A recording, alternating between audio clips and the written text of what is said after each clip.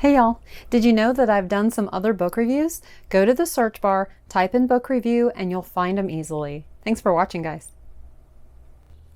Hey y'all, welcome back to Tobacco Leaf Legacies. This is Cheryl, and also welcome back to Brew and Review.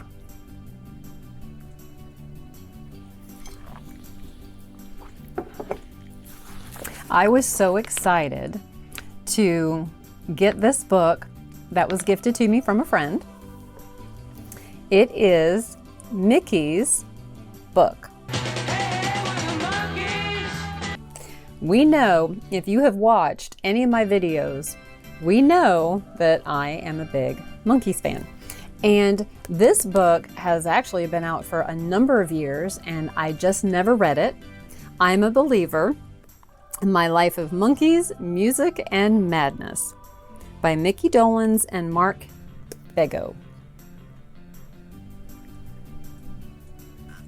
Of course, my overall opinion of this book is that I loved it. It was funny, it's informative, it's entertaining, and it's also a great lens to look back into the 60s, especially just to see what was going on at the time as kind of told through Micky and his memories and his experiences. It is very honest as well. Micky has no problem giving you the truth, good, bad, or indifferent. And part of that is just part of Micky. He comes across, of course, as very, funny and gregarious and all that. But Micky is also very emotional, and he's very sensitive, and he's very thoughtful, and he's also very honest. And he will definitely tell his stories, retell his stories, and share his memories just as he remembers them. And like I said, good, bad, or indifferent. Oh, help me! The two bears are chasing me from their house! Two bears? I thought there were three bears. Yeah, well, a papa bear kind of wanted me to hang around. What do you think about the cover? I love the cover. The design is very 60s, 70s-ish anyway. So that's perfect. I do feel like there was probably a better photo of the four guys that, someone could have picked. It's also very candid and not staged at all. And so I think that lends itself to just how personal that the book is, talking about all the guys. My mommy won't let me play with toys that burn or bash or scratch or go boom. Is the title an accurate representation of the story? The title is perfect since it was one of their biggest hits. I can't think of another title that would have been more appropriate for this book. Then I saw her face. Now I'm a believer. What did you learn from the book? What did I learn? Oh boy, I had to take notes on this one. Okay, I learned about Micky's dad.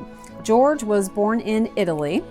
Howard Hughes, yes, the Howard Hughes, signed him up as a leading man for RKO. He acted for years and landed the starring role in the TV series The Count of Monte Cristo. He bought a restaurant in LA called the Monkees. Janelle, Micky's mom, was born in Texas and moved to Hollywood to be a star. She co-starred with George in Return Engagement, and the rest is history. That's where they met. The family lived in Bing Crosby's former house in Toluca Lake. At 7 years old, Micky had Perthes disease. He rode Bimbo, his elephant from Circus Boy, in the Macy's parade and performed at Radio City Music Hall. If you'll remember, so many of us know Micky from the Monkees, but Micky was already a very well-established actor by the time the Monkees came around because he had starred in Circus Boy when he was young. It's great, it's terrific, it's the best show on earth, and nothing can top it anywhere. It's great, it's terrific, it's the best show on earth. Oh, hey, look. It's an old TV series. Ken, thank you. Micky didn't see the ad for the Monkees. His agent arranged a private audition. And if I'm remembering correctly, Davy also did not see the ad. I don't specifically remember about Peter and Michael. I'd have to look that up. The Monkees was the first show about youths without parental figures. That was a big thing back then. If you go back and look at the TV series that were out at that time, there was always a parental figure somewhere. Not with the Monkee Show. Theirs was the first one that did not have that. Ike and Tina Turner opened for the Monkees at the Hollywood Bowl. Did you know that? I did not know that. I was very surprised when I read that in the book. Also, Micky learned to play golf with Alice Cooper. Yes, that Alice Cooper. Because I think most people know at this point that Alice is a really big golfer. So there was a lot of interesting little tidbits of knowledge in this book. Get lost, I'll be a single. Here I come, Micky, walking down the street. Micky. I get the funniest looks from all the people I meet. Micky. Hi, I'm a monkey. Micky. What is your favorite quote or chapter? My favorite quote chapter, I've got a couple. This first one is, it was Micky's impression of the guys when he first met them. In fact, he says, my first impressions of the other guys was a lasting one and hasn't really changed much over the years. About Mike. Dry, witty sense of humor, intelligent, cool, generous, somewhat insecure, and definitely a control freak. One of the funniest men I've ever known. About Peter. Bohemian, heart of gold, tortured, compassionate, sometimes annoying, intellectual, altruistic, and one of the kindest men I have ever known. And about Davy. Stylish, very talented, very short, puckish, unselfish, somewhat vain, congenial, streetwise, and one of the nicest men I have ever known. And I thought that was kind of interesting when I read that selection. Having followed the guys since '85 during their second resurgence, we'll call it, as much as I've read about them, as much time as I have spent with a couple of them, I think I can pretty much agree like 100% with Micky with the way that he described them. I think that's very accurate. The other one that I liked was this. The effects that stardom can have on an individual are often two-faced. Fame and notoriety are balanced by the demise of any personal privacy. The reverence of adoring fans is tempered by the vindictiveness of jealous wannabes. The pleasures enjoyed by having embarrassingly large amounts of money becomes inversely proportional to the aggravation and litigation that always seems to follow. The effects that exceptional celebrity can have on the luminary's family can be just as dualistic. And I love what he's touching on with this. I think sometimes those of us not a celebrity tend to look at them like, oh, well, they just have it made. They can do whatever they want. They have money and they can just buy whatever they want. Like they have no issues. And I think that that is grossly untrue. And I think that there are many people that when they got their celebrity status, I think that they were very surprised at what changed in their life and probably kind of the aggravations in a sense that Micky speaks of here. I think there are a lot of people that aren't prepared for that because they're focusing so much on the positive. Oh, I'm going to be rich and famous and this and that and whatever. And you don't realize that there is a flip side to everything. And I just loved that paragraph because Micky sums up the duality, the dichotomies, if you will. He just sums it up perfectly. Hey, that's a groovy button. What does it say? Love is the ultimate trip. Oh, that's a nice thought. That's a groovy button. What does it say? Save the Texas prairie chicken. What shocked or surprised you? What shocked or surprised me? Well, there's not much that shocks or surprises me anymore. However, in Micky's book, I was actually a bit surprised to read that Headquarters was the first and last time that all four would be in the studio together writing and recording. If you know anything about the Monkees' history, the first couple albums was not under their instruction. It was not their creation. They were a TV show. They were just brought in basically to do audio and sing the songs. They had studio musicians that played. Well, Michael and Peter were musicians.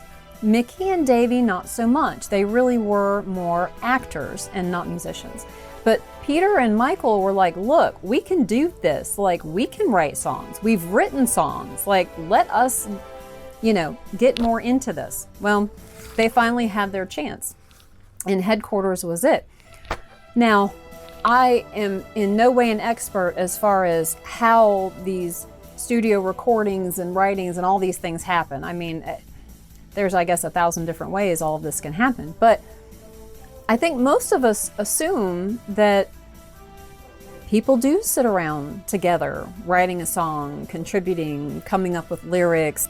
Somebody's on a guitar, trying out chords and different things. We have these images in our head, and so once they gained control of their music going forward, I just kind of assumed that that's how it went for the next number of albums.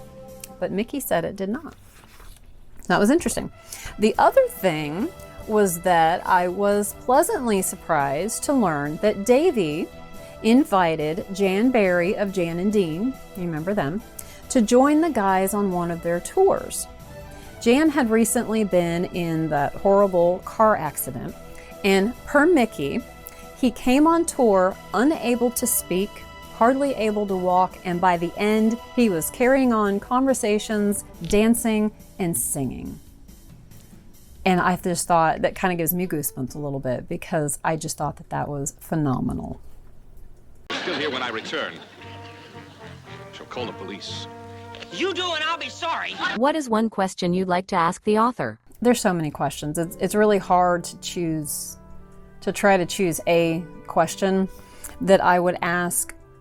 Knowing Micky's heart and his sensitive nature and such, I think I would ask this. Whose friendship do you regret losing the most? And I don't mean out of the four guys. I mean just over his lifetime. He kind of touches on some different things in the book, different relationships. You don't get to keep the relationships with everybody that you meet. Sometimes by choice, sometimes situations are just, kind of pulling you apart and all that.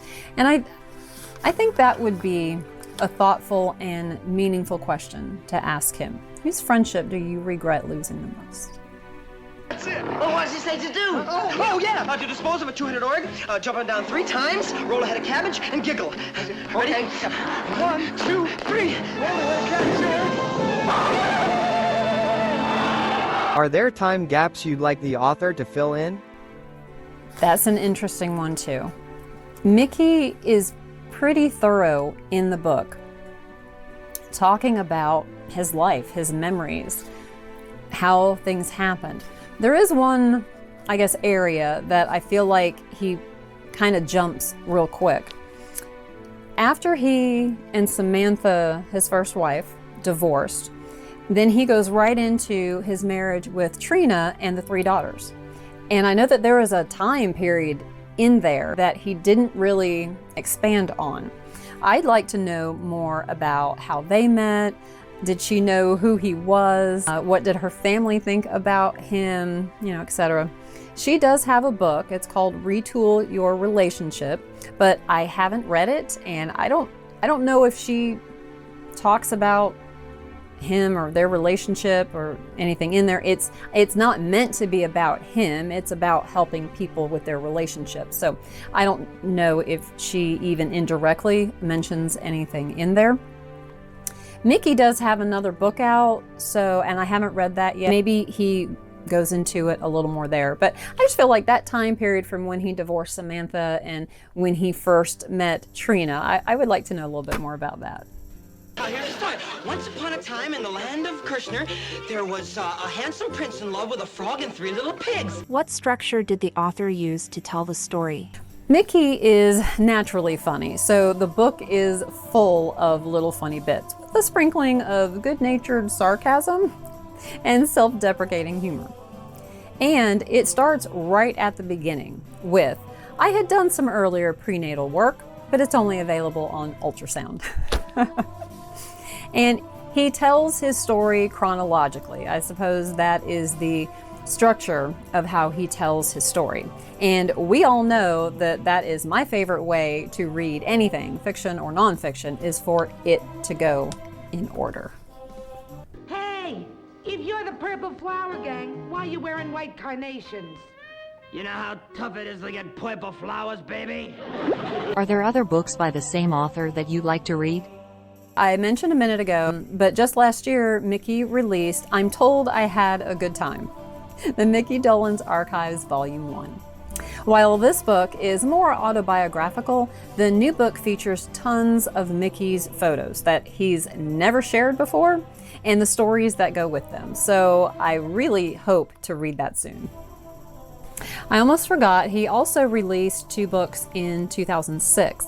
One was called Gacky 2 Feet, which is a children's story that he did, but to be fair, adults can enjoy it too. And he also did a Micky Dolenz's Rockin' Rollin' Trivia book.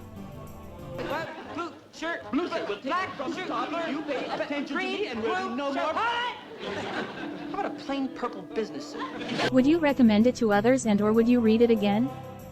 Would I recommend it? Absolutely. It is a must. Absolute must for any Monkees fans. Davy's book is a must for any Monkees fan. Anything that biographical, autobiographical especially, it is absolutely a must. I thought I would share with you my pictures here.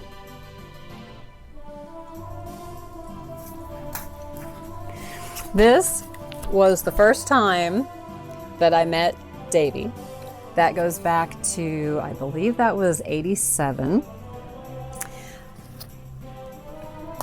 I met Micky.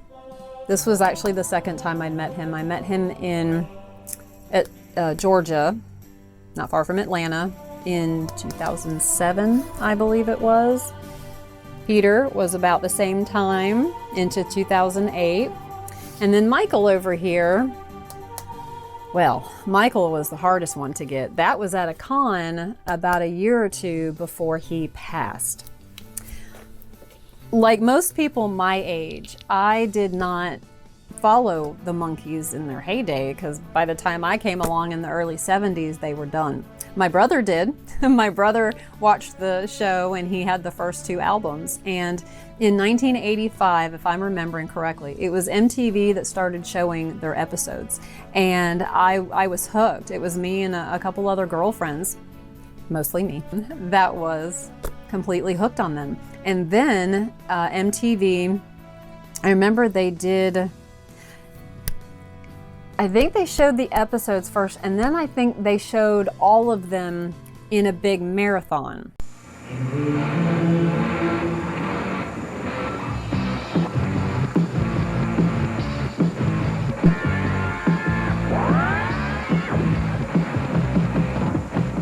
Keep it right here for the Monkees, the world's first video band. MTV's got them all day long. It's a Pleasant Valley Sunday. Because I remember my girlfriend coming over and we literally stayed up all night watching episodes. And we didn't have, I don't think we had a VCR at the time, but I had a tape player and recorder. You know where I'm going with this. I have all of the episodes, all of them, every single one, because I kept track. I have every single one on cassette tape. Look, this was mid-80s. You know, I was not technologically advanced. I did not know what my options were. So I used my cassette tape. And it's funny because I can go back and listen to those tapes and I can hear me and her trying to be quiet. And I mean, we're young girls, so we're like kind of squealing and trying to be quiet. And I don't know, it's hilarious. But that was really what started it for me, and I was hooked. I was hooked, and I've been hooked ever since. I have said from the beginning, they're my guys. They're my guys. They will always be my guys. They have all made me mad for one reason or another. But they are still my guys. They have been from the beginning, and they just always will be. I had a ball reading this book. I'm looking forward to getting his other book, reading that.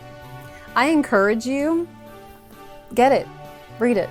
Micky is a great entertainer, period.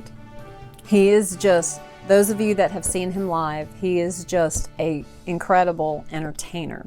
And he's pretty entertaining in book form as well. I found myself laughing out loud quite a bit at some of the things that he was saying, the stories, and how he was talking about them. It's very funny, very entertaining. So I encourage you, get his book. My best experience with Micky, and I have shared this in another video, maybe some of you have already seen it, maybe you haven't, but I got to sing karaoke with him. When I went to the con where I met Michael down here, Micky was also there, was the two of them. And this was something special that Micky did after the con. Micky loves doing charity work, and he works with Make-A-Wish, the Make-A-Wish Foundation, all the time. That's like his favorite one. And so all of the funds and everything that they got from all the people going and singing with him, I forget what it cost, but all of that went to the Make-A-Wish Foundation, which was pretty cool. And it was the first time that I had ever sung karaoke. I had never done it before. But when you have an opportunity to do something like that, you do it. There was no way that I was going to let not having ever done, sung karaoke before, stop me from getting up there with Micky and singing something. I chose the Beatles song, I Saw Her Standing There. I tried to find something that was relatively easy to sing. I can carry a tune mostly, but I'm not that wonderful of a singer. So I thought, that'll be a fun song. Everybody knows it. Maybe some other people will be singing along. But that experience absolutely ranks in the top, like probably 5 experiences of my life ever. And surprisingly enough, I really wasn't nervous. It was so much fun. And with everybody doing it and singing and everybody encouraging everybody else, it was really just, there was so much positive energy. It was really just so cool. So whether it's with Micky or somebody else that is maybe doing this, go do it. Go do it. Just forget about being nervous. Just forget about all that. Just do it and have fun, because it is something that you are going to treasure forever. You are going to be so happy that you did it. And I think I'll share the little clip with you right here. She was just 17, and you know what I mean, and the way she looked, way beyond compare. How could I dance with another when I saw her standing? Instrumental, 20 seconds.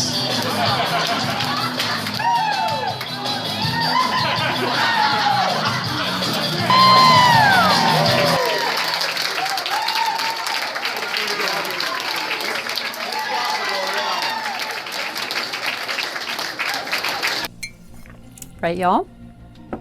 That concludes this brew and review. I hope you found it entertaining.